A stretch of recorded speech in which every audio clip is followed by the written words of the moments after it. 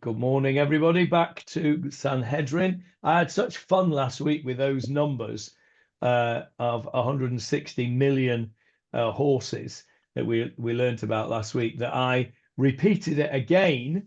I repeated the whole shiur actually on Monday morning. On Monday mornings in our shul, we have a men's kollel, which is run by Rav Mendel from Tfilat Yamim. And of course, he's over there in New York with another 6,500 Chabad rabbis at the annual event, Shindig over there. So he asked me to teach his kollel for him. But of course, he didn't tell me what I was meant to teach or where they were up to in whatever they were doing. So I just did my own thing. So I had such fun learning this Gemarah last week that I taught it to them again. Including the 160 million horses. So I've had my money's worth out of it. I think we can move on from the 160 million. I've definitely had my money's worth. Let's have a look where we're up to. Let's get the Gemarah up on the screen and see where we actually got to. Because we were talking about, here we go. This is where we're going to talk about now. Let's just get that up for you now. We're on at page 126 for Johnny and Michael. Yep. We're on 21b. If you're in a Vilna Shas, we are still talking about the Parashat Hamelech. We're still talking about the few psukim in Parashat Shoftim about what the king can and can't do. I don't think I need to show you the psukim anymore. We probably have them imprinted on our minds. A king is not allowed to have, help me out here, what? Too many horses, too many wives, and too much money. Okay, there we go. Too many horses, too many wives, and too much money. Right, we talked about the horses in great detail last time. We've spoken about the wives previously. In the end, how many wives is he allowed? 18. 18. And how did we derive that? Can you remember that? King David. King David. King David is the paradigm of the perfect king.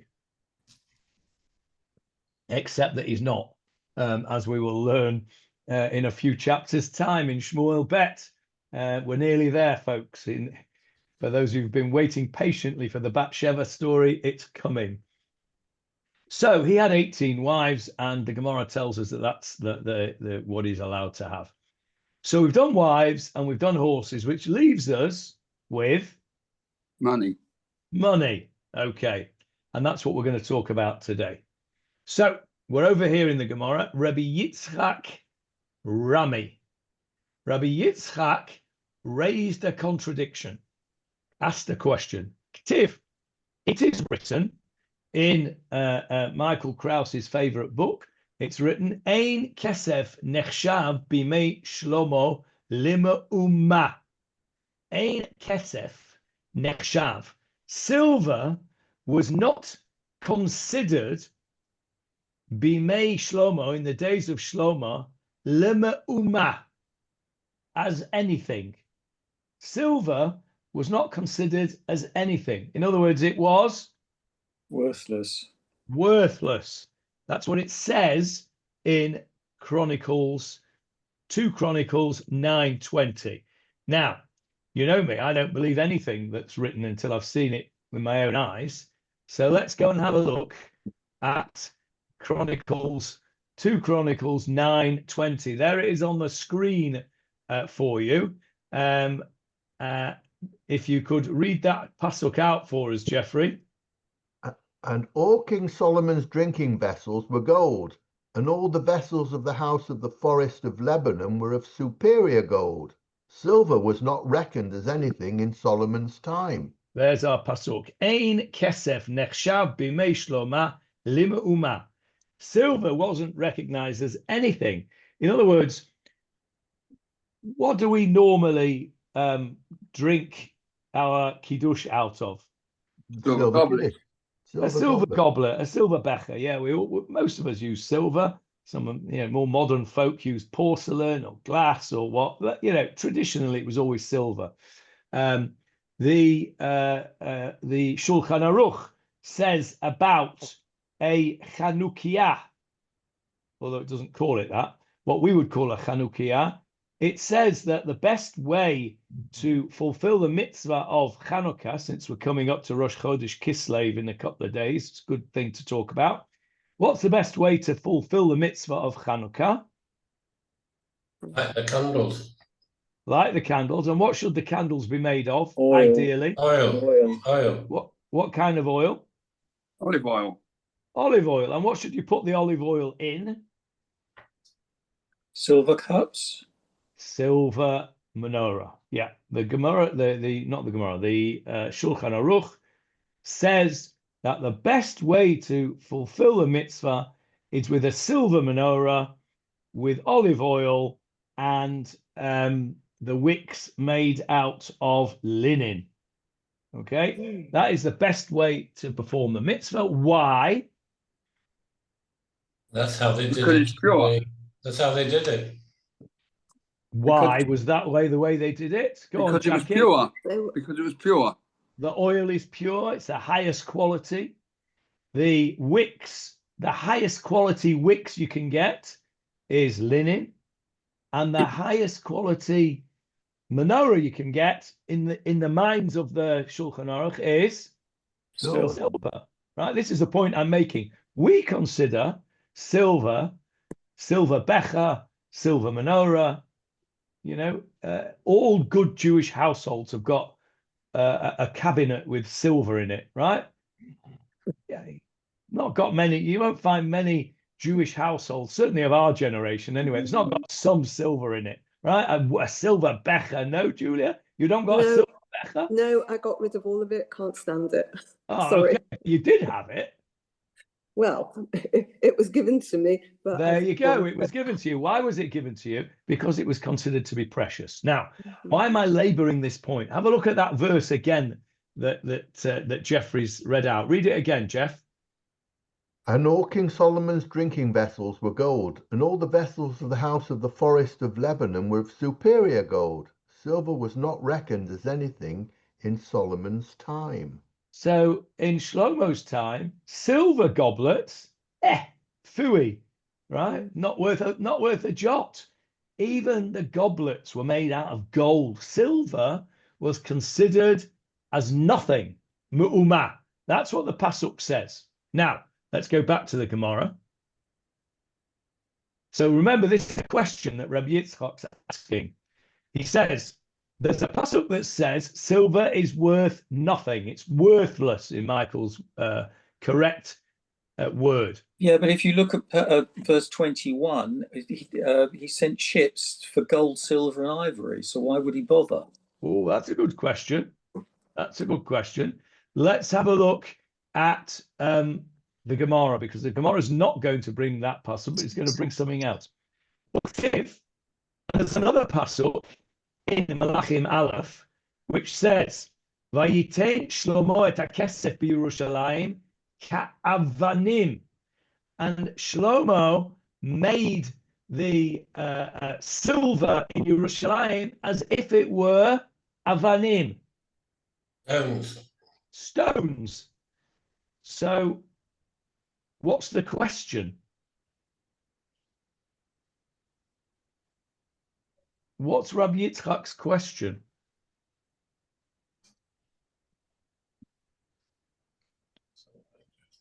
One pasuk says it's like silver is worthless, and another pasuk says silver's just like stones. What's the question? Sounds the same to me.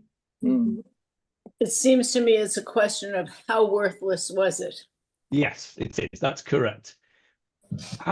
Stones are not entirely worthless, right? Stones can be used for all sorts of interesting things, like building and holding the door open and paperweights and all sorts of interesting things like that. So that is exactly the question. It seems that we have a contradiction. On the one hand, Chronicles says silver wasn't worth a jot, nothing. And in Malachim Aleph, it says that it was worth stones. Let's have a look at that down to value. I mean, something that has little monetary value may still be useful.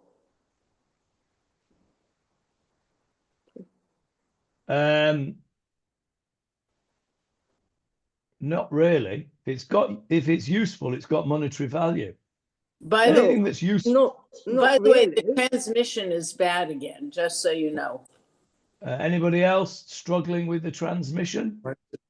It's just Anybody? you can hear it, but there is a problem. lot of crackling. Crackling. No, Crackling. I had it stopped. Okay, sorry, I can't help you. Tell me, Okay. is it good enough to carry on? Yes. Oh, yeah. Okay. But my point being that it's high value and low value. And when we're talking about stones, I mean, I just collected a whole load of stones off the street to put in plant pots. What would you have done if you couldn't find any on the street?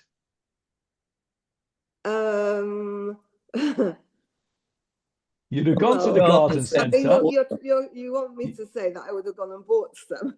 You would have gone to the garden centre and you'd have bought some. Now, when we redid our garden, we had all these lovely stones, right? Lovely white stones and black stones, and it all looks very nice. And we had to pay for those because they come in a big. That's true, but the stones that I used are still of use to me, even though I collected them free from the street. So what I'm trying to say is that that it's not a huge contradiction in that you're talking about levels of value, I suppose. 100%. You are talking about levels of value.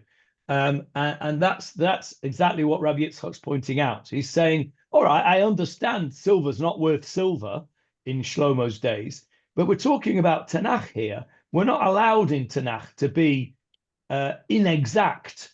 And if in Shlomo's time silver was worthless, then it wasn't worth stones. And he's being very pedantic in his question. One sec, Jeffrey. Let's just go to the Malachim because I want you to read this. There's 6 or 7 psukim there for you to read, Jeffrey. Now King Solomon transcended all the kings of the earth in affluence and wisdom, and all the inhabitants of the earth sought Solomon's presence to hear the wisdom with which God had endowed him. And each one would bring his gift, vessels of silver and vessels of gold, garments, weapons, spices, horses, and mules, the tribute due each year in its year. Solomon assembled chariots and horsemen, and he had 1,400 chariots and 12,000 horsemen. He led them in the chariot cities and with the king in Jerusalem. And the king made silver as common in Jerusalem as stones, and cedars as common as sycamores that are in the lowlands in abundance. And the source of Solomon's horses was from Egypt, and an assemblage of the agents of the king would buy the assemblage privileges for a price. A chariot that went up and left Egypt went for a price of 600 silver pieces, and a horse for 150.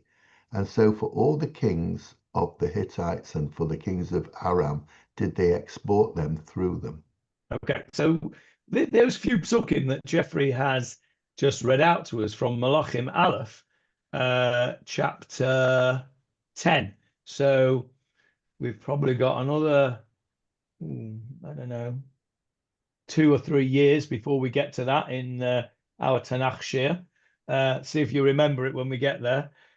It tells us clearly, doesn't it? It's a description of the wealth and the prestige of King Solomon. Don't you think this is really the equivalent of F-35s? Potentially, yes. I think it's yes. To a part of it is. I think the army and the chariots, that bit is definitely the F-35s. But it's not just the F-35s. This is the wealth. You know, this you can imagine Saudi Arabia being described like this. You know, with so much wealth and so many people coming to, kiss their tochuses because their wealth is so abundant. And that's what was going on here. You read those psukim and you have the feeling of Solomon's grandeur in the world. But Sharon, how many wives do you think MBS has got?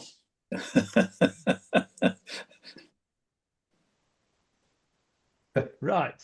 1,000? I don't know. Maybe. The question is it a qualitative military edge or a qualitative marital edge? It's both Q&A. Both. What we see here in this little section, hidden in plain sight, as it were, value of silver, are all the sins of King Solomon, right? We see that he goes to Egypt for his horses, which he's not allowed to do. He's got thousands of them, which he's not allowed to have.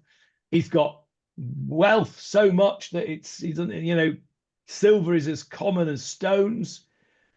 All of these things are not the way a Jewish king is meant to behave.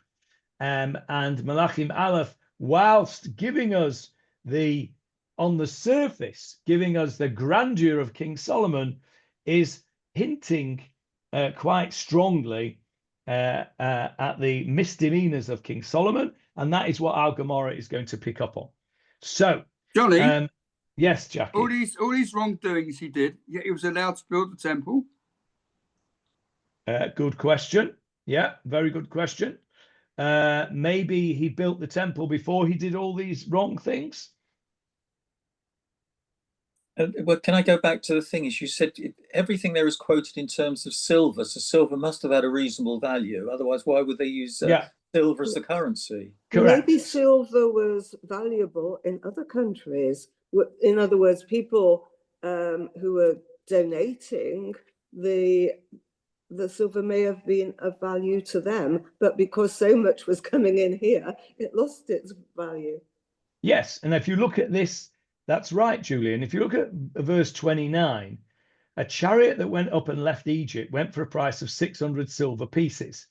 Let's imagine that we are in 1973, 74, right? Probably not so much in the US because they have their own supplies, but the rest of us who are from the UK will remember that in 1974 there was a very, very serious oil shortage, right? OPEC tripled the price of oil overnight.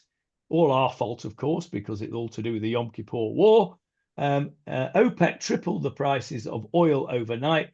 There was an oil shortage. There was a petrol shortage. You'll remember queuing up for petrol. It was rationed. You were only allowed to fill your car at however it worked. I can't remember. I wasn't driving in those days, but I remember it. Now, imagine that you're Saudi Arabia and you're drowning in oil. Oil to you is nothing because you've got so much of it.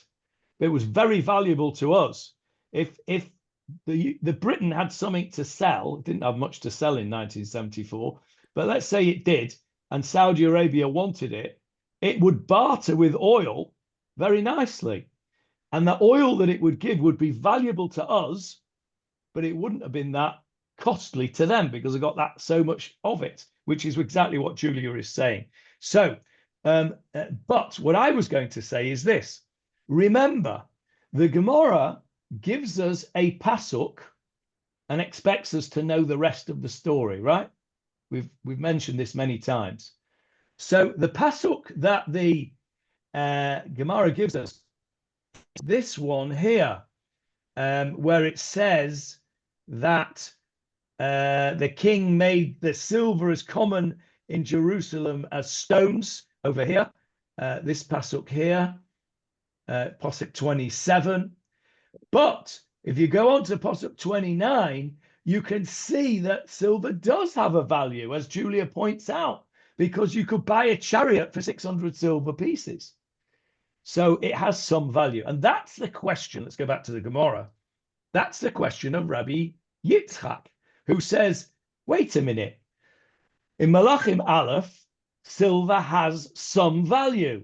Okay, it's not as valuable as we would normally expect silver to be, but it has value. Whereas in Chronicles, it's not worth mu'umah. Mu'umah means nothing, not worth a jot. So there is a question here. That is Rabbi Yitzchak's question. Now, without looking on, it says, i.e. gems, it says there. That's diamonds. So maybe it's got a value. I see what you mean over here. Yeah, so maybe i.e. gems. Yeah. Yeah. I don't know where that's what you call stones today. Diamonds are stones. Precious yeah, stone. I don't know. I don't know. That doesn't make sense to me.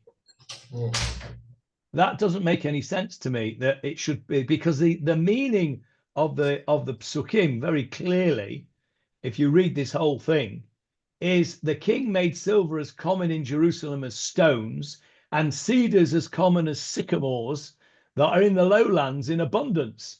Well, gems are not in abundance in Jerusalem. So I don't understand that translation of Steinsaltz.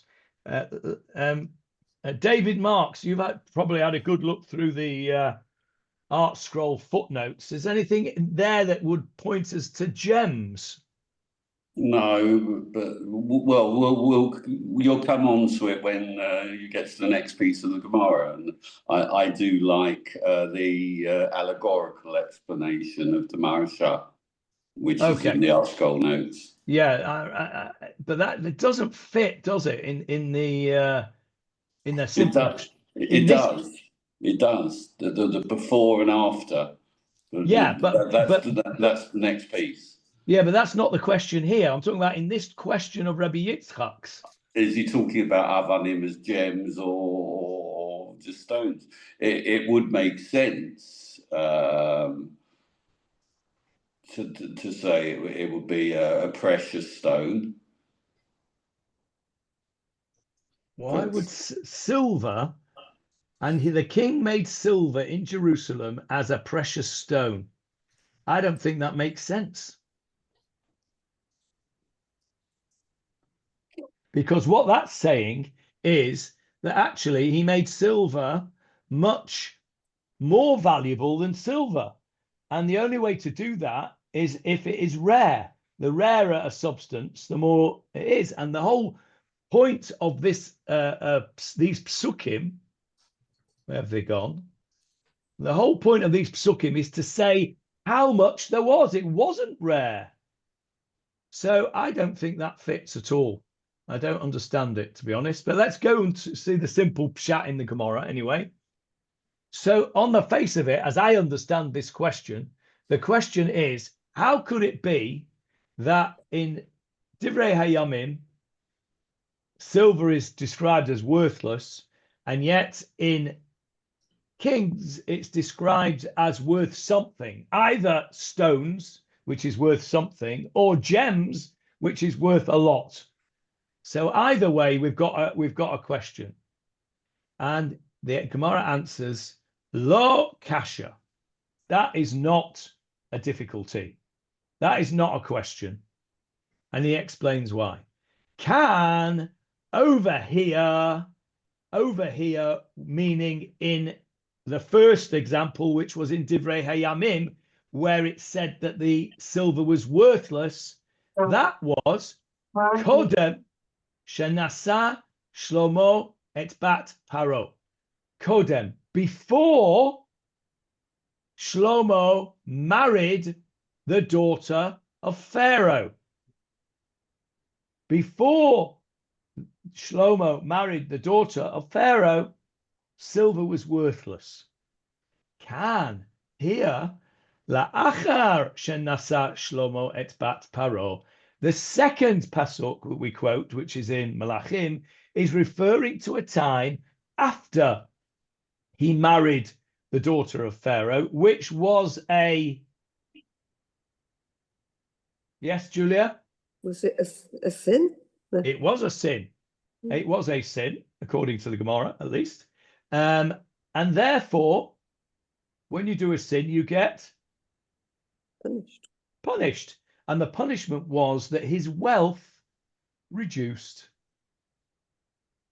And therefore, the silver that was worth nothing became worth something. Now, I suppose if you lose all of your silver, then it would become like a gemstone because it would be rare. But I'm still struggling with this, to be honest.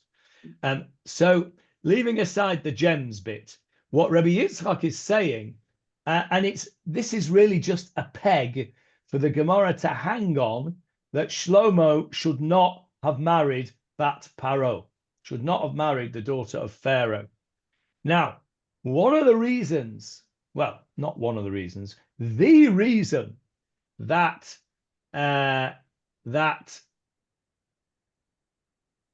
the Parshat HaMelech, well, let's go to it. Parshat HaMelech says you should not marry a lot of women is for the following reason. Jeffrey, if you could read for us verse 17. And he shall not take many wives for himself, and his heart must not turn away, and he shall not acquire much silver and gold for himself. Stop there. So what will happen if he takes many wives? What is the corollary? He's going to get poor. His heart will turn away. The wives will turn him away from HaKadosh Baruch Hu. And what happened in the end was that's what happened.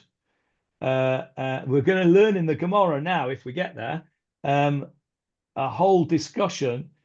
The Gemarah is going to attempt a bit of a whitewash of Shlomo, to say, well, no, he didn't really get his heart turned aside, but we'll see. But that is the reason you don't take many wives, because they will turn your heart away. Now, remember when we spoke in the Gemarah about the wives, we spoke about, well, we asked the question, well, what if they're all good wives, like Abigail? Right? Maybe you're allowed to have 1,000 wives if they're all good like Abigail. And the Gemarah's answer was no such thing, right? If you've got a load of wives, sooner or later they'll all turn, they'll turn your heart away. So don't be naive. That was the bottom line of the Gemarah. Let's go back and see what we're saying now. So now, since we have mentioned the sin of Shlomo in marrying the daughter of Pharaoh, the Gemarah is now going to tell us it's going to go off into hyperbole. This is an exaggeration warning, okay? Hyperbole warning. The Gemarah is going to tell you stuff which you're not necessarily meant to take literally, okay? But it's there to teach us that this was a grievous sin that Shlomo did in marrying the daughter of Pharaoh. Now, why would it want to tell us it's such a grievous sin? To prevent anybody else from doing such a thing, right? If you say to somebody, somebody did a certain thing, and as a result of that, his head fell off. Well, you're not going to do it yourself, are you?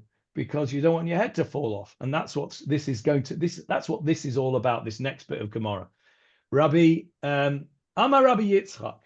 The same Rabbi Yitzchak, he says, oh, and by the way, since I'm just telling you about Shlomo marrying Bat Paro, listen to this, he says.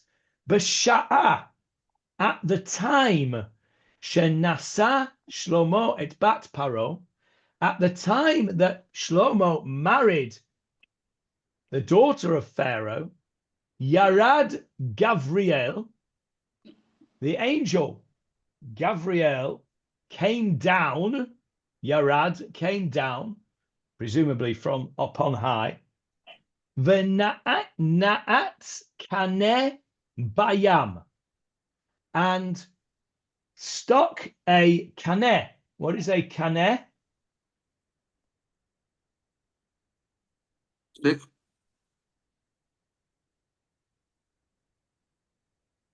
Think about Moshe Rabbeinu in his box?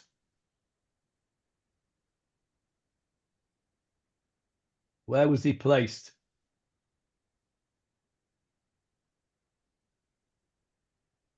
Where did his mother place him when he went in his little box when he was a little in the baby? reeds. In the reeds. Kanet is a reed. Kanet is a reed. Okay. V'na'et, how does he translate it? A pole. Okay. V'na'at kanet. So, according to Rabbi Yitzchak, not sure how he knows this, Gabriel, the angel Gabriel, came down from Shemayim and saw Shlomo had married Bat Paro and impaled a reed bayam in the sea. Which sea? Mediterranean. The Mediterranean. How do you know that? Well, if he built Rome, it must be the Mediterranean. Okay, that's because you've read on, haven't you? Okay, right. But whenever he sailed to Tarshish, so that's the way. The answer to the question is whenever the word yam on its own always means the Mediterranean. It's also known as Yam Hagadol. Where do you hear that on a regular basis?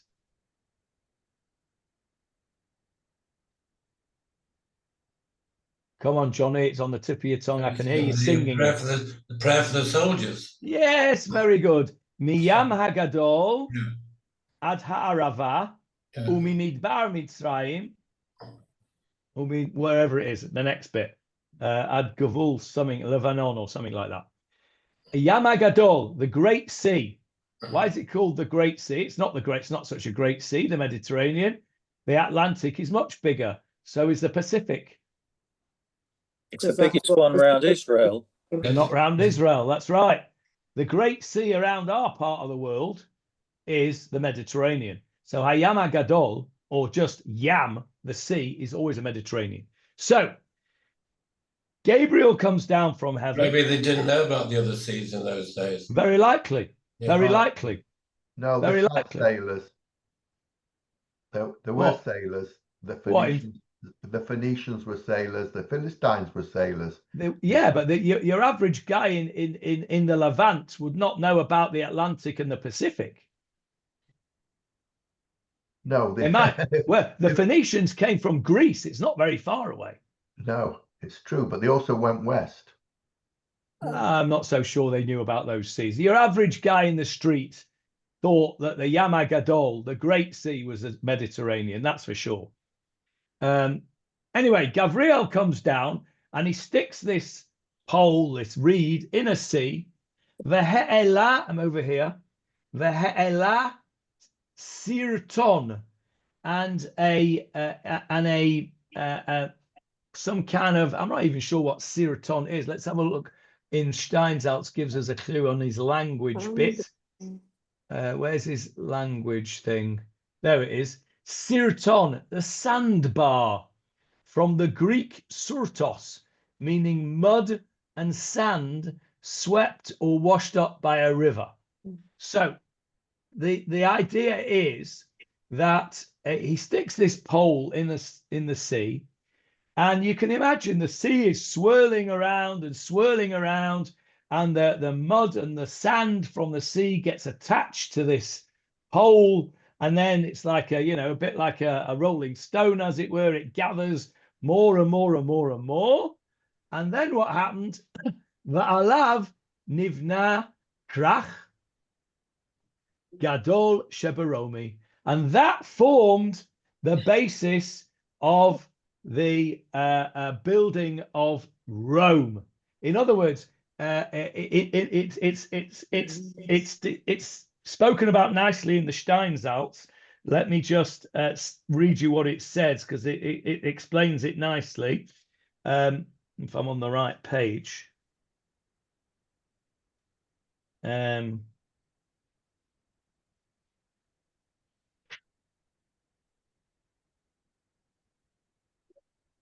Johnny, will you address why it was the angel Gabriel that is selected for this story?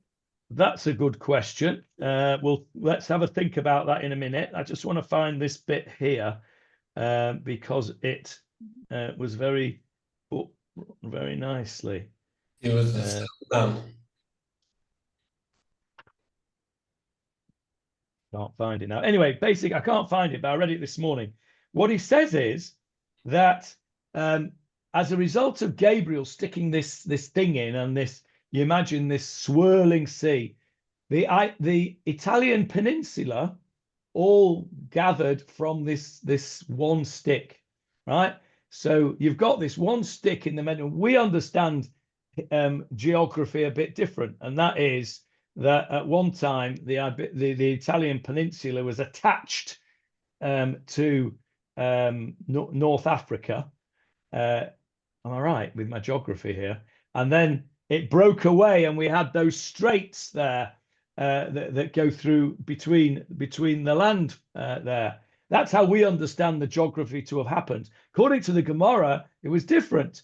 When Shlomo married Bat Paro, Gabriel stuck a pole in the sea, and the Italian peninsula was built from that, and on that was built Rome. Now, note 32, Johnny. Thank you. That's what I was looking for, is it? Yeah. Oh, there we go. Yes. The sandbank slowly grew until it formed the Italian peninsula upon which Rome was built. This city ultimately became the seat of Israel's great enemy, the Roman Empire. Okay, so again, you are not meant to understand this Gemarah literally, right? You are allowed to believe the standard geography that the Italian peninsula broke away several million years ago, whatever it is. I'm afraid I'm a bit sketchy on these things, but it's something like that. You don't have to believe, and in fact, I would suggest that you shouldn't believe this Gemarah literally. What this Gemarah is telling us is that the sin of Shlomo, in some way or other, was responsible for the rise of Israel's enemies in the future. Okay, it doesn't mean literally. It's worth continuing the note, Johnny. Okay, so in the brackets, you mean? Yeah, the sages tell us. Okay, so the sages tell us. Oh yes, actually, I got that ready. I got that Gemarah ready. I'm going to show you a Gemarah in Shabbos in a minute. The sages tell us that when Pharaoh's daughter came to Jerusalem, she brought along musical instruments that were used in idol worship. She thus introduced the practice of idol worship in Israel, a practice that God ultimately punished with the Roman destruction of the temple. Accordingly, on the very day that the seeds of Israel's downfall were planted, the day of Solomon's marriage to Pharaoh's daughter, the seeds of a Roman existence were brought into being. You can see it's allegorical. You're not meant to take it literally. David's right to point that out. And in fact, I'd read that this morning. And just to prove it, I have it ready for you there. There is the Gemarah on the screen that we were talking about. Amar Rav Yehuda Amar Shmuel. Rav Yehuda said in the name of Shmuel, B'shah shenasa Shlomo et bat Paro, on the day, at the time when Solomon married Bat Paro, Hichnisa lo elef minei zemer. She brought him 1,000 musical instruments. Va'amra lo, and she said to him, Kach osin la'avoda zara plonit. This is what we do for such and such a idol worship. Va'kach osin la'avoda zara plonit, and that's what we do for it. That's what we do for this and that avodah zara. Velo micha ba, and he did not protest. Silence is golden. No, silence is not golden. Acquiescence. Acquiescence. Thank you, Michael. And I was silence. Complicity. Yeah. Complicity, acquiescence. Silence is acquiescence. So this is what the Gemarah in Shabbos. This is the Gemarah in Shabbos. Nun Vav 56b, if you want to look it up. Now, what struck me this morning when I was preparing this shiur, and I looked at that Gemarah, was that contradicts something that I said earlier on. Because I said earlier on that in the end, Shlomo's wives turned his heart away. According to this Gemarah in Shabbos, it happened on the day he got married. It didn't take that long. B'sha'a shenasa Shlomo et bet Paro. At the time, b'sha'a means at that hour, immediately, straight away. She brought in these, you can imagine, can't you? They're getting married, and she says, wait a minute, I'm not having a DJ. I want a 1,000-piece band at my wedding, because that's the way we do it in our Avodah Zorah. She wants a big fancy wedding. After all, she's a daughter of Pharaoh, right? And she wants to do it her way. She's the Kala. It's the Kala's day. She wants to do it her way, and her way is the Avodah Zorah way. And you can imagine Shlomo probably thought, not keen on that, but you know what? It's her day. I'll let her have a day. She's getting married. She's the Kala, right? Velo michabash. He did not object. And that was the beginning of the end. That was the beginning of the end. He did not object to her bringing in Avodah Zarah. And that was the beginning of the end. And this is where the Gemarah is critical of it. By the way, the next piece of Gemarah goes exactly what we've said. But look how interesting this is. Amar Rav Yehuda Amar Shmuel. Rav Yehuda said in the name of Shmuel, B'sha'a shenasa Shlomo et bat Paro. At the time when Shlomo married bat Paro, Yarad Gavriel v'na'etz kana bayam v'alabo sirton v'alav nivneh krach gadol shel Romi. Exactly the same Gemarah that we've got. What's the difference between this and our Gemarah?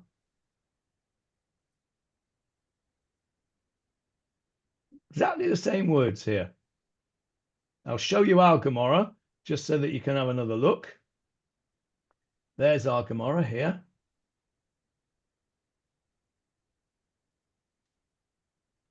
Right, and here is Shabbat. What's the difference? It mentions the Almighty. Where does it mention the Almighty? Neither of them mention the Almighty. That's the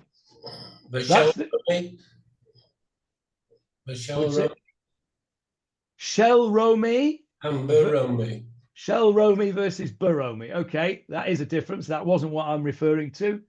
Any other difference? The sandbar grew gradually in one, and it just grew in the other one. But no, I don't think so. I think it's exactly the same words. Let's have a look. But maybe I can do this and have them both next to one another. Side by side, yes. Let's have a look.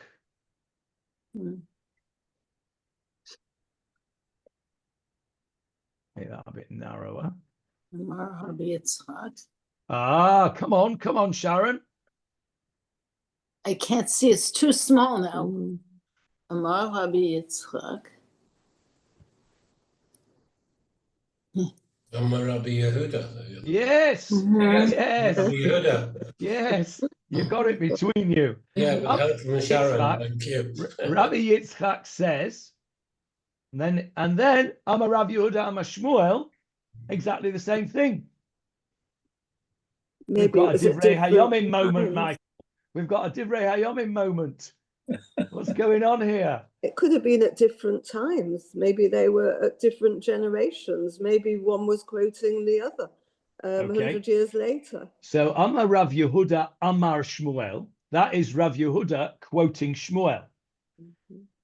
Amar Rabbi Yitzchak. That is Rabbi Yitzchak speaking. If it had said Amar Rav Yehuda Amar Rabbi Yitzchak, maybe. Okay, now then. Something interesting here, something that I'm going to ask you again. Have another look. Have another look and tell me a difference that you see between Amar Rav Yehuda Amar Shmuel on the one hand and Amar Rabbi Yitzchak on the other hand. What else? There's a difference there. See how observant you are. See if you're observant Jews. Well, after Pharaoh, there's a comma, but that doesn't presumably make a difference. No commas in there's no commas in the Gemara. I'm specifically pointing out the people. Amar Rabbi Yehuda Amar Shmuel and Amar Rabbi Yitzchak. What's the difference? Yitzchak doesn't mention Shmuel. Yitzchak doesn't mention Shmuel. That's right. It's true. But I'm trying to answer why that is the case. And there is a little clue in there. And that's a clue. When I said little clue, that's a clue. The last word isn't in one. Yeah, no, I'm not talking about, I'm just talking about Amar Rabbi Yehuda Amar Shmuel versus Amar Rabbi Yitzchak. Who here is an observant Jew? Yehuda was quoting Shmuel. Yitzchak was not quoting anybody. He's quoting himself. One is a rabbi and one is not. Okay, very good, Sharon. Amar Rabbi Yitzchak, Amar Rav Yehuda. One is called Rav and one is called Rabbi. What's the difference?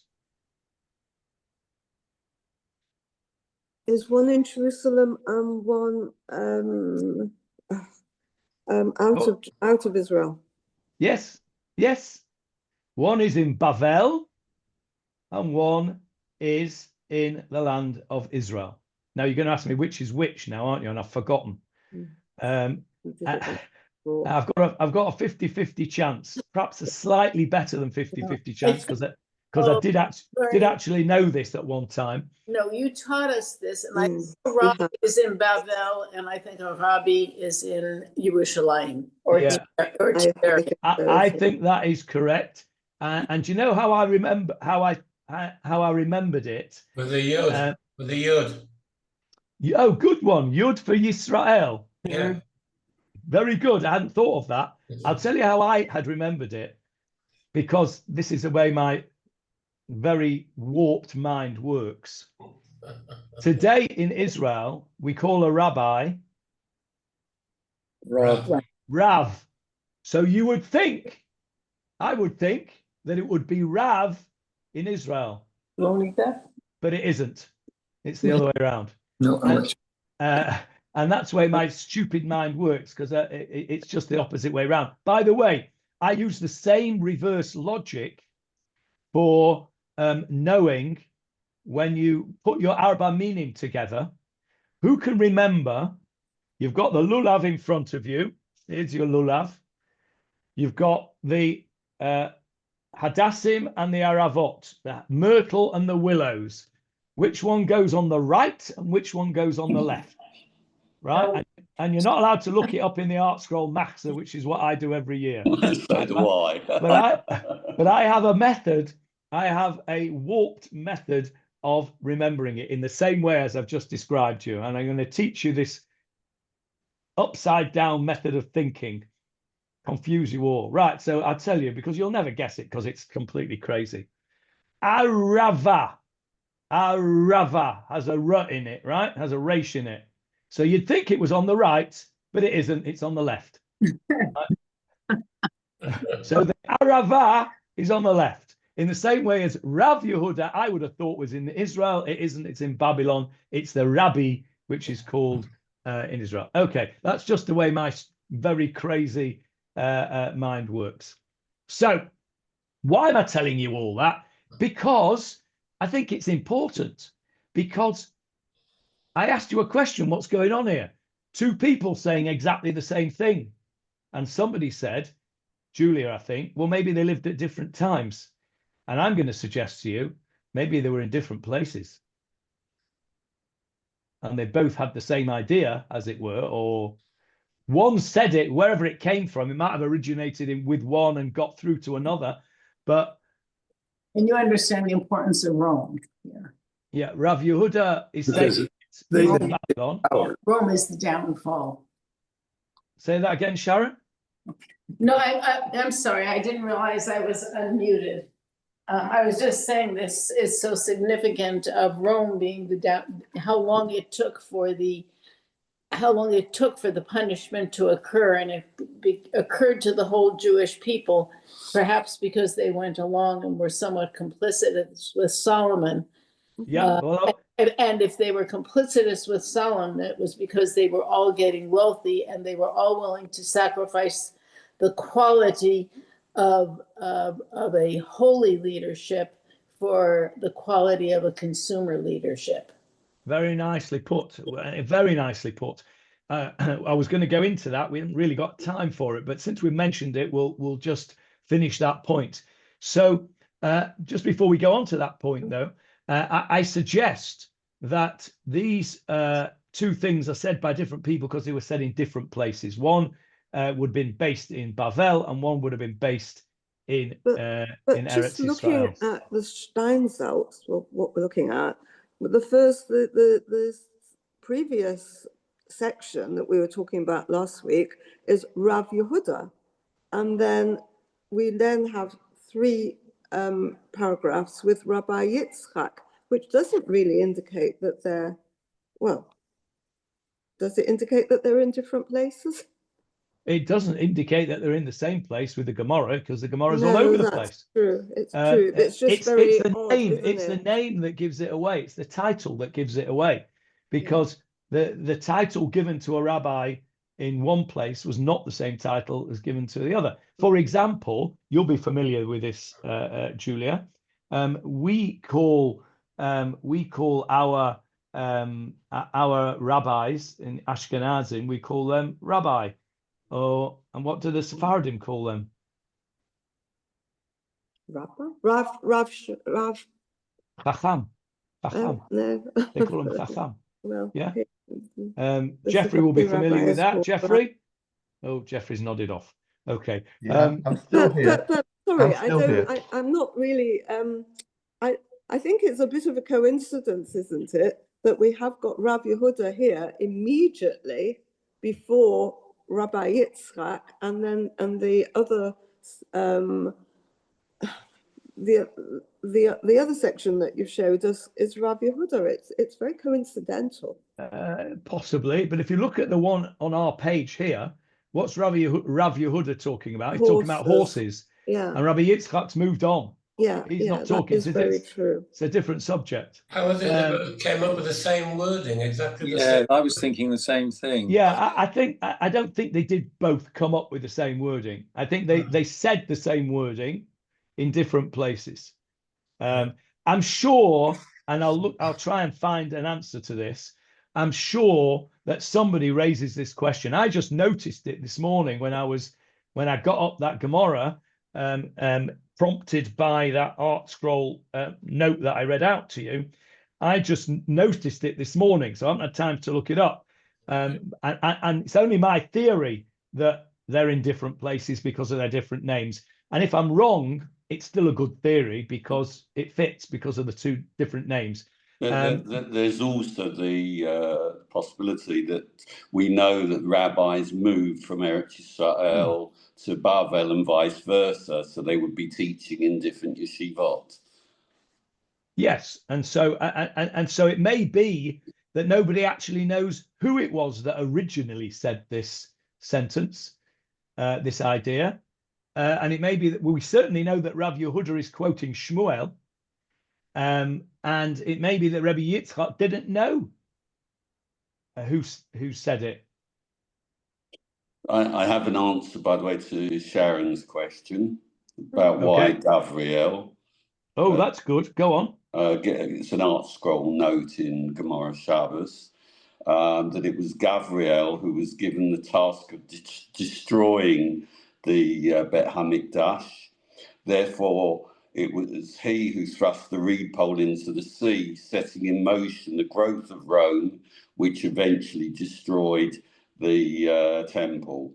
It said, although Rome didn't reap the first destruction, which Gavriel performed, it did reap the second and the more enduring one.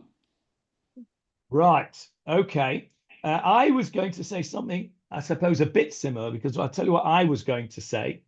and that is that the root of the name Gavriel is Gibor, right? Strength, Gvura, strength.